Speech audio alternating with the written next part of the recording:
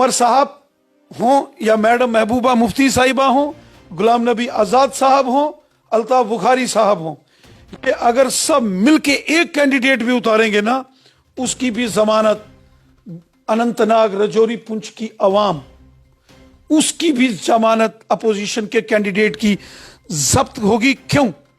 बात मोहतरम मियां अल्ताफ साहब या मैडम महबूबा मुफ्ती साहिबा की नहीं है। मैं पर्सनली सबकी इज्जत करता हूं।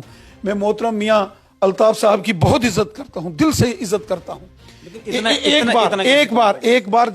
एक बार जब मैं एमएलए था और हसीब द्राबू साहब फाइनेंस मिनिस्टर थे, एक नहर का प्रोजेक्ट जो कंगन, जो जहां से मियां अल्ताफ साहब हैं, वहां से एक प्रोजेक्ट जिसका नाम मरहूम मोहतरम मियां बशीर साहब के नाम वो प्रोजेक्ट उस नहर का रखा गया था, उसका नाम बदल दिया गया।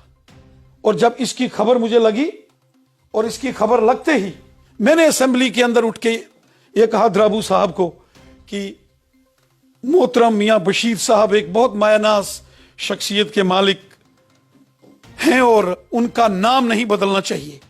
उस वक़्त मोहतरम मियां अल्ताफ साहब, जो कि उस वक़्त असेंबली में मौजूद थे, वो खड़े हुए और उन्होंने ज़बरदस्त तारीफ की थी मेरी, और उन्होंने मुझे कहा था कि ये जो शख्स है, इस शख्स की मैं कदर करता हूं, ये इंसाफ पसंद और इंसानियत पसंद शख्स है। और मियां अल्ताफ साहब अपनी सीट से उठे थे और उन्होंने आके मेरी पीठ थपथपाई थी असेंबली के अंदर।